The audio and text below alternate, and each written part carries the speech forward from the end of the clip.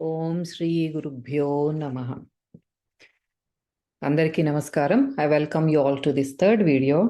ఇందులో మనం 16వ శ్లోకానికి ఆధ్యాత్మిక అంతరార్థాన్ని తెలుసుకుందాము.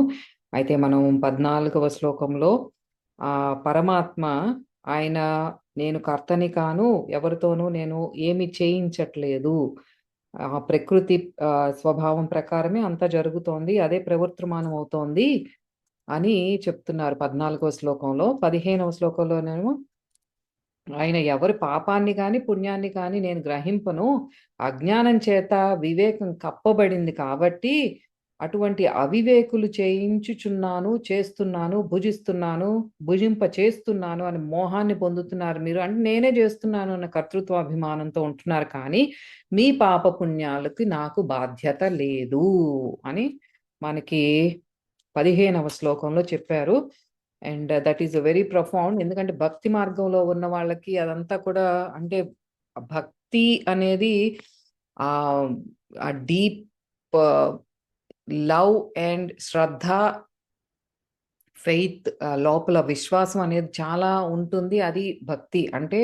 అందులో కూడా అంతర్లీనంగా జ్ఞానం ఉండవలసింది ఏంటంటే 15వ శ్లోకంలో మనకి చెప్పేది, మీరు చేసే పాప పుణ్యాలు ఎంతో మన నాకు పూజలు చేసినా సరే చెయ్యకపోయినా కదా అదంతా కూడా పాప పుణ్యాల కర్మ ఫలం మీరు అనుభవిస్తారు. నేను ఏది అది నేను గ్రహింపను. దానివల్ల మీకేమన్నా ఎక్స్ట్రాస్ వస్తాయి అంటే అది లేదు. దానివల్ల మీకు అంతఃకరణ శుద్ధి జరిగే కొద్దీ కూడా మీలో ఆత్మ జ్ఞానం అనేది ఉదయిస్తుంది. తద్వారా మీరు మోక్ష ప్రాప్తిని పొందుతారు, కానీ దాని వల్ల నాకు ఎటువంటి సంబంధము లేదు అని చెప్తున్నారు.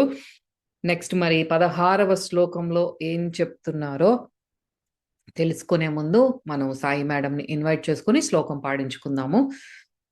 Over to you Sai madam. 5వ అధ్యాయము 16వ శ్లోకము. జ్ఞానేన తు తదజ్ఞానం యేషాం నాశితమాత్మనః తేషామాదిత్యవజ్ఞానం ప్రకాశయతి తత్పరం. Thank you madam.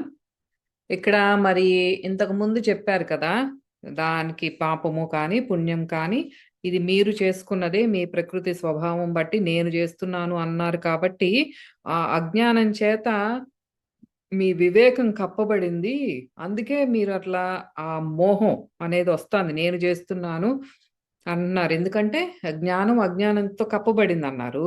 అయితే మరి అట్లా అయితే అందరూ కూడా అజ్ఞానం చేత ఆవరింపబడిన వారు అవుతున్నారు కదా, దాని వలన సంసార నివృత్తి ఎట్లా అవుతుంది మరి అంటే ఇట్లా చెప్తున్నారు. అంటే ఇందాక చెప్పారు కదా, మరి అంత అజ్ఞానము కప్పేయబడింది జ్ఞానం అంటే మరి దానిలోంచి బయటకు వచ్చేది ఎట్లాగా అని క్వశ్చన్ వస్తుంది కదా. దానికి సమాధానమే ఈ 16వ శ్లోకం అన్నమాట. ఏం చెప్తున్నారు ఇక్కడ, కానీ ఇంకా దానికి కంటిన్యూషన్ అది. ఎవరి యొక్క ఆ అజ్ఞానం ఏదైతే చెప్పారో అది ఆత్మజ్ఞానం చేత నాశం చేయబడుతోందో వారికి మాత్రం ఆ జ్ఞానము సూర్యుని వలె, అంటే సూర్యుడు సర్వ ప్రపంచాన్ని ప్రకాశింపజేసినట్లు ఆ పరమార్థ తత్వాన్ని ప్రకాశింపజేస్తుంది. ఏంటిదది? ఆత్మజ్ఞానము చేత నాశనం అవ్వబడిన ఆ అజ్ఞానం, అదే దాని చేత నాశనం అవ్వబడింది వాళ్ళకి లోపల నుండి జ్ఞానం అనేది సూర్యుడిలాగా ఉదయిస్తుంది అని చెప్తున్నారు. అంత ప్రజ్వలిస్తుంది అనమాట, అంత ఆ సూర్యప్రకాశం లాగా ప్రజ్వలిస్తుంది ఎవరిలో అయితే అజ్ఞానం అనేది మనం ఆ ఇంకా నాశనం అయిపోతుందో. అయితే దీని లోతుల్లోకి వెళ్ళి చూస్తే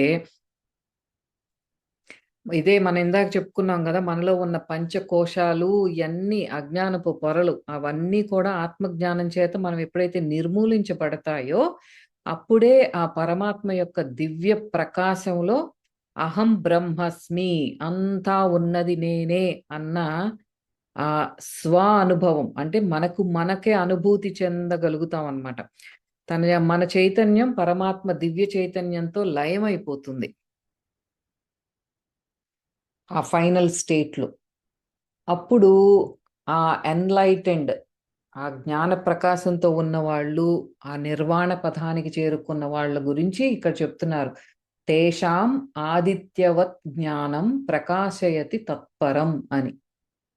ఎవరిలో అజ్ఞానం నశిస్తుందో వారిలో పరమార్థ తత్వం అనేది సూర్యుడి వలె ప్రకాశిస్తుంది. తేషాం ఆదిత్యవత్, ఆదిత్య అంటే సూర్యుడిలాగా ప్రకాశిస్తుంది. క్రియాయోగంలో ఇప్పుడు జరిగేది అదే అన్నమాట. ప్రాణాయామ ద్వారా ఏమవుతోంది, మన శక్తిని అంతా కూడా అంతర్ముఖం చేస్తున్నాం.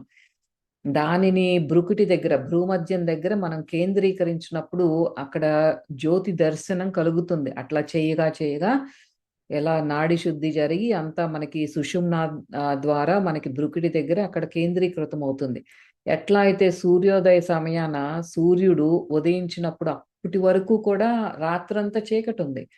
కానీ సూర్యుడి కిరణాలు పడంగానే ఆ చీకటి ఎట్లా మాయమవుతుందో అట్లాగే ఆత్మ జ్యోతి ఆ ప్రకాశంలో మనలో ఉన్న భ్రమలు ఏదైతే ఉన్నాయో అన్నీ కూడా తొలగిపోతాయి అన్నమాట.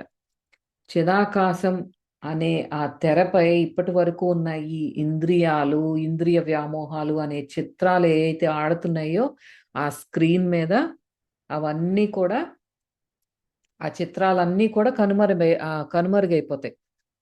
ఎప్పుడు మనం ఎప్పుడైతే మనలో ఆ జ్ఞాన జ్యోతి ప్రకాశిస్తుందో, జ్ఞాన భాస్కరుడు ఉదయిస్తాడో అప్పుడు అవన్నీ కూడా పటాపంచలైపోతాయి. ఇక్కడ మనకి గురువుగారు సవికల్ప, నిర్వికల్ప సమాధి గురించి చెప్పారు. అంటే మనకి ఆ సమాధి స్థితులలో కూడా స్టేజెస్ ఉంటాయి. దానికి క్లుప్తంగా ఇచ్చే 2 పేర్లేంటంటే సవికల్ప, నిర్వికల్ప సమాధి. సవికల్ప సమాధిలో ఇనీషియల్ స్టేజెస్‌లో ఏంటంటే, అంటే ఇది కూటస్థుడి దగ్గర ఉన్నప్పుడే అక్కడి నుండి కొంచెం ముందుకు వెళ్ళినప్పుడే సహస్రార స్థితికి వెళ్తాం. ఆ రెండిటికి మధ్య ఉన్న తేడా. కూటస్థ చైతన్య స్థితి అంటే ఆజ్ఞా చక్ర దగ్గర ఉన్నది, సహస్రార స్థితి దగ్గర ఉన్నది. ఏంటి అంటే సవికల్ప సమాధి స్థితిలో ఏంటంటే సెపరేట్‌గా ఆ కాంతి మాత్రమే చూస్తాడు. కానీ ఆ కాంతి నుండి వచ్చిన సృష్టిని వేరుగా చూస్తాడు. ఆ జ్యోతి దర్శనం కలుగుతుంది. కానీ ఇంకా ద్వంద్వత్వం అనేది పూర్తిగా పోదు అన్నమాట. ఇంకా ఆ సెపరేషన్ అంటే నాట్యం చేసేవాడు నృత్యము వేరుగా కనిపిస్తుంది. అది సవికల్ప సమాధి స్థితి. ఆ తర్వాత ఏంటంటే నిర్వికల్ప సమాధి స్థితి. This is the ultimate state అన్నమాట. అందులో ఏంటంటే ఈ విశ్వకాంతి, ఆ కాస్మిక్ బీమ్ ఆఫ్ లైట్ ఏదైతే అంటున్నామో ఆ కాంతి, ఆ ఛాయే ఈ సృష్టి అంతా, ఆ కాంతి నుండి అంతా వస్తోంది అని ఆ ఈ సృష్టిని సాక్షిగా చూడగలుగుతాడు. రెండు వేరు కాదు అని స్వయంగా అనుభూతి చెందుతాడు. కాంతి తన శరీరం కానీ సమస్త సృష్టి అంతా తానే అన్న అనుభూతి కలుగుతుంది ఆ స్థితిలో. ఆ స్థితిలో ఇంకా ఈ భూత భవిష్యత్తు వర్తమాన కాలాలు ఇవంతా కూడా ఏకకాలం అయిపోయి ఉంటుంది. అంతా సర్వాంతర్యామిలో లయమైపోతుంది. ఏంటి ఆ స్థితి అంటే that is the now moment. ఎక్కడ సమాధి స్థితి అంటే ఎక్కడో లేదు. ఈ ఈ క్షణంలోనే ఉంది. అదే గమనించుకోవాలి మనం. ఈ శ్లోకాలు చదివేటప్పుడు మనకి ఏదో ఏదో అనుకుంటాం కానీ ఇప్పుడు మనం ఏ క్షణంలో అయితే ఉన్నామో ఆ వర్తమాన క్షణమే ఈ భూత భవిష్యత్తు వర్తమానము ఇదన్నిటికీ ఆ టైమ్లెస్ స్టేట్ ఏదైతే ఉందో that is the now moment. మరి అదే గమనించుకోవాలి. ఇక్కడ వరకు పరమహంస యోగానంద గారు దానిలో ఇచ్చిన వివరణ అన్నమాట.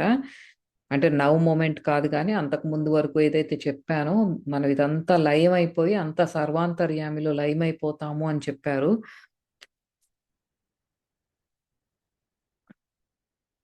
అయితే ఇక్కడ కొంచెం మనకి తెలుసుకోవాల్సింది ఏంటి అంటే ఆహ్,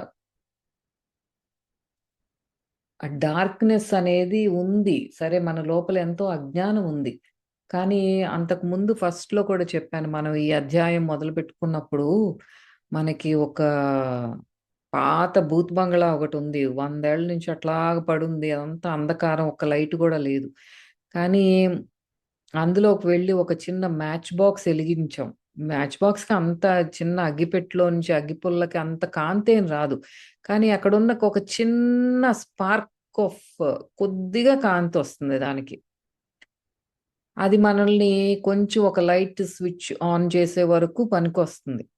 అలా మనం ఎన్ని జన్మల అజ్ఞానం ఉన్నప్పటికీ కూడా, ఆ జ్ఞానము అనే కాంతి ఎప్పుడైతే మనలో ఆహ్, ఆ జ్యోతి వెలుగుతుందో, ఆ జ్ఞానం ఈజ్ నథింగ్ బట్ ఈరోజు నేను instead of watching a movie ఒక భగవద్గీత శ్లోకం చదువుకుంటాను. చిన్న స్పార్క్ లాంటిదది. ఇన్‌స్టెడ్ ఆఫ్ ఎక్కడికో బయటికెళ్ళి ఎవరితోనో ఏదో సోదేసే బదులు, నేను ఒక చిన్న పూజ కానీ ఆ భగవంతుడికి బాబా దగ్గరికెళ్ళి ఆయన కాళ్ళకి దండం పెట్టుకొని, ఒక చిన్న పువ్వు అర్పించుకుంటాను. ఇవన్నీ కూడా మన ఫ్రీ చాయిసెస్. మనసులో ఒక్క నిమిషం బాబాని తలుచుకున్నా, అమ్మని తలుచుకున్నా, ఏదైనా ఆ ఫ్రీ చాయిస్‌తో మనం ఏం చేస్తున్నామో, ఈ వర్తమాన క్షణంలో మనం ఏం చేస్తున్నాం అనేది ప్రతీదీ కూడా ఒక చిన్న చిన్న అగ్గిపుల్ల లాంటివి. అవన్నీ కూడా ఏంటవుతాయంటే మనకు ఒక చిన్న లైట్ స్విచ్ అంటే ఒక గురువు తారసపడటము, మనకి ఒక ధ్యాన మార్గం నేర్పించటం కానీ, అది ఒక లైట్ స్విచ్ లాంటిది. దానికి కొంత కాంతి ఉంటుంది. అది చెయ్యగా మనలో ఎప్పుడైతే ah, we are in that state ఏది మన కూటస్థ చైతన్య స్థితి ఏమంటున్నారో, ఇవన్నీ కూడా కంప్లీట్ అవేర్‌నెస్ అని అంటున్నామో, ఇవన్నీ కూడా ఆ స్టేట్‌కి రీచ్ అవ్వాలి అంటే, మనం ఎప్పుడైతే ఆ సాధన మార్గాన్ని పట్టుకున్నామో, నిత్యం ప్రాక్టీస్ చేస్తున్నామో, మనల్ని మనం గమనించుకుంటున్నామో, మనకింకా ఆ లైట్ బల్బ్ అవసరం లేనటువంటి సూర్యకాంతి మన అంతా కూడా వ్యాపిస్తుంది. Then we don't need any light bulb అక్కర్లేదు, మ్యాచ్ బాక్స్ అక్కర్లేదు, ఏమక్కర్లేదు. అగ్గిపుల్లలు అక్కర్లేదు. ఏంటంటే మనకిప్పుడు సూర్యకాంతి వచ్చింది. అంటే ఆ కింద ఏదైతే ఉన్నాయో అన్నీ పడిపోతాయి. ఇంక్లూడింగ్ సాధన కూడా పడిపోతుంది ఆఖరికి. ఆహ్, ఏంటంటే you are now in the complete awareness state. ప్రతి మొమెంట్ టు మొమెంట్ ఉంటున్నాం మనం. ఇంకక్కడ అన్నీ పడిపోతాయి. మనకేదైతే సాధన ఇచ్చిన గురువు అందరూ ఫైనల్‌గా పడిపోతారు. సో, ఆ అల్టిమేట్ స్టేట్ గురించి చెప్తున్నారు. మనం అది గమనించుకోవాలి. ఆ జ్ఞానం ఎప్పుడైతే మనం లోపల ప్రకాశిస్తుందో అదే ఆ అజ్ఞానాన్ని నాశనం చేస్తుంది. అప్పుడు మనం లోపల ఆదిత్యుడిలాగా జ్ఞానం ఉదయిస్తుంది.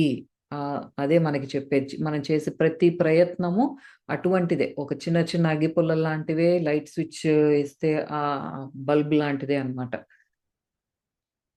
లేనంత వరకే మనకి ఆ జ్ఞానం ఉంటుంది.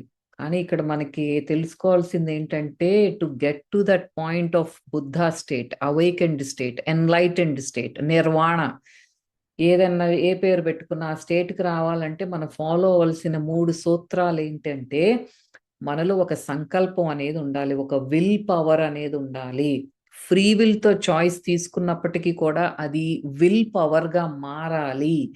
నెక్స్ట్ విల్ పవర్‌గా మారాలంటే ఇంక రేపు చేస్తానులే అని పోస్ట్‌పోన్ చేయటం ఇట్లాంటియి ఏం లేకుండా పట్టుబట్టి ఏదైతే మనం చేద్దాం అనుకుంటున్నామో అది మీరు ఏ మార్గం చేసుకున్నా సరే ఒక నియమం పెట్టుకొని సంకల్పంతో చేయటం. నెక్స్ట్ సూత్రం వచ్చేసి మనలో సాహసం, ఒక ధైర్యం. ఎందుకంటే ఈ మార్గంలో మనకు ఎప్పుడైతే వచ్చామో we are going away from 90% of population నుండి మనం ఆహ్, ఎదురీదుతున్నాం.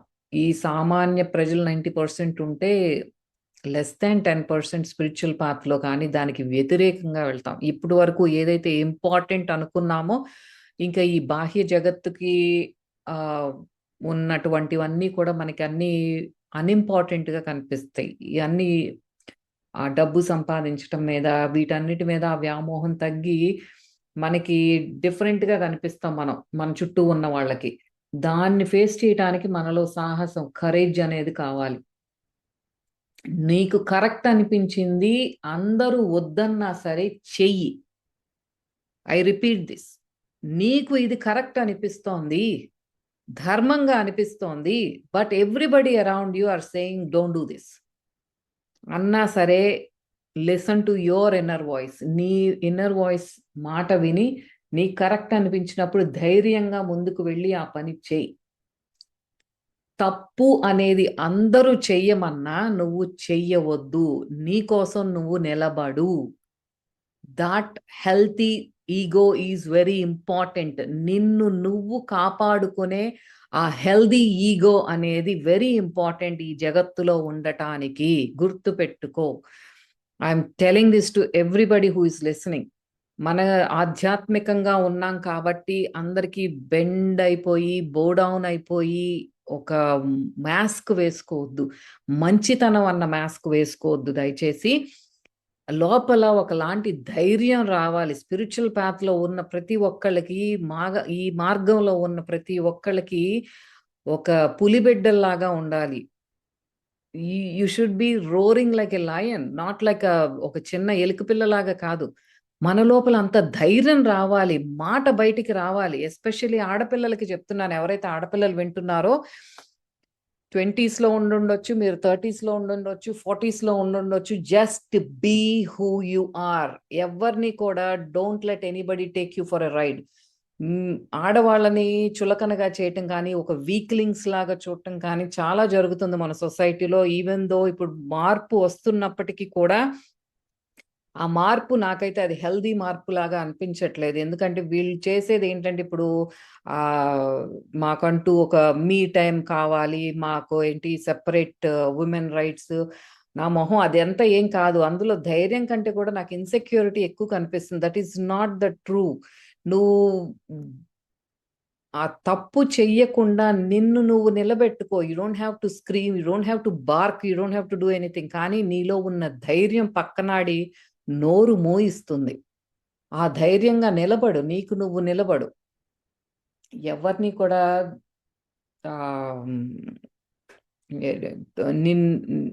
Don't let anybody take you for a ride. ఆ తెలుగులో ఎట్లా చెప్పాలో నాకు అర్థం కావట్లేదు. ఎవరు నీ మీద స్వారీ చేసేలాగా చేయొద్దు. నాకు చిన్నప్పటి నుండి ఆ ధైర్యం ఇస్ మై మెయిన్. నా స్ట్రెంగ్త్ ఏంటంటే ధైర్యం. చిన్నప్పుడు స్కూల్ డేస్ నుంచి కూడా ఐ వాజ్ లైక్ నా నా స్కూల్లో నేను 4th గ్రేడ్ నుంచి 10th గ్రేడ్ వరకు నేనే మా క్లాస్ మానిటర్ని. నేనే అంత కంట్రోల్ చేసేదాన్ని. ఇప్పటికీ నాకు నా క్లాస్మేట్స్కి నాతో మాట్లాడాలంటే భయం. ఎందుకు నేను మనిషినే ఆ రోజు ఆ రోల్ ప్లే చేశాను అంతే. అంటే చాలా స్ట్రిక్ట్గా ఉండేదాన్ని. If you don't follow rules నేను వెళ్ళి టీచర్ కంప్లైంట్ చేసేదాన్ని, కొట్టేదాన్ని. You have to follow the rules. Same thing medical కాలేజ్కి వచ్చినా సరే నేను అదే కంటిన్యూ చేస్తాను. ఎవరికన్నా ఆడపిల్లల్ని బుల్లీ చేస్తున్నా, మెడికల్ కాలేజ్లో చాలా ఉండేది. ఆడపిల్లల్ని కామెంట్ చేయటం, బుల్లీ చేయటం ఇదంతా చేస్తే నాకు వచ్చి చెప్పేవారు. అది షర్ట్ పట్టుకుని గుంజేసేదాన్ని. నాకు అట్లా వీళ్ళు వాళ్ళు అసలు భయం అనేది తెలిసేది కాదు. వాళ్ళు ఏమన్నా చేస్తారేమో అసలు ఆ థాట్ కూడా నాకు ఎప్పుడు మైండ్లో క్రాస్ అయ్యేది కాదు. సో ఆడపిల్లలంటే అట్లా కరేజియస్గా ఉండాలి. నాకు కరేజియస్ ఉమెన్ అంటే నాకు చిన్నప్పుడు నేను ఎక్కువ ప్రభావితం అయినది రేణుకా చౌదరి గారు అంటే నాకు చాలా ఇష్టం. ఆవిడ్ని I use to respect her a lot. అట్లా ఎందుకు చెప్తున్నానంటే మనకి ఈ పాత్లో ఉన్న వాళ్ళకి ఎస్పెషల్గా ఫస్ట్ సూత్రం సంకల్పం, నెక్స్ట్ది మనకి ధైర్యం ఉండాలి, అండ్ సంయమం అంటే కన్జర్వేషన్ ఆఫ్ ఎనర్జీ. మనం బాగా ఇంట్లో అందరితోనూ పోట్లాడేసి ఎనర్జీ అంతా దానికి వెచ్చించేసి అండ్ ఇంట్లో వాళ్ళని తిట్టటం, అత్తమామల మీద విసుక్కోవటం వాళ్ళకి, అండ్ అట్లా ఎనర్జీ ఖర్చు చేయటం, ఒళ్ళు హోనం చేసుకుని ఎక్స్ట్రా టైంలో ఈ పని చేయటం, ఇవన్నీ చేసేసిన తర్వాత మన ఎనర్జీ కన్జ్యూమ్ అంతా అయిపోయిన తర్వాత మెడిటేషన్లో కూర్చోవాలంటే అసలు సహకరించదు. మన శరీరం సహకరించదు, మన మనస్సు సహకరించదు. సో అది ఒకటి జాగ్రత్తగా చూసుకోవాలి. సంయమము అంటే కన్జర్వేషన్ ఆఫ్ ఎనర్జీ గురించి చెప్తున్నాను ఇక్కడ. సంకల్పము, సాహసము, సంయమము, 3 S's. Will power, courage and conservation of energy is very important to move forward in the spiritual path towards our final destination, that is liberty, మోక్షం. దానికి రావటానికి ఇవన్నీ కూడా ఇంపార్టెంట్. అవన్నీ మనం నిత్యం జాగ్రత్తగా చెక్ చేసుకుంటూ ఉండాలి. Because we have taken this spiritual path. అది కష్టం ఉంటుంది, ఎందుకంటే మన చుట్టూతో వాళ్ళకి మనం నచ్చం. మనం చేసే అన్ని కూడా కొంచెం విరుద్ధ ధోరణిలో ఉంటాయి. Even though we're doing the right thing. Right thing at soul level. ఈ ప్రకృతి లెవెల్‌లో ఎక్కువగా డబ్బు సంపాదించే వాళ్ళు, ఎక్కువగా పనిచేసే వాళ్ళు, ఎక్కువగా మాస్క్ వేసుకొని మంచిగా నటించే వాళ్ళు అంటే చాలా రెస్పెక్ట్ ఇస్తారు. Don't care about that. Be who you are and be what you want to do. Just do what you want to do in the right way with morals and ethics. ఇష్టం వచ్చినట్టు చేయటం అంటే ధర్మబద్ధంగా ethics, morals వాటిని follow అవుతూ ముందుకు వెళ్ళాలి. విచ్చలవిడితనాన్ని కాదు నేను ఇక్కడ చెప్పేది. సో దీంతో మనం 16వ శ్లోకం పూర్తి చేసుకుందాము. మళ్ళీ వచ్చే వారం మళ్ళీ కలుద్దాం. అంతవరకు సెలవు. శ్రీకృష్ణార్పణమస్తు.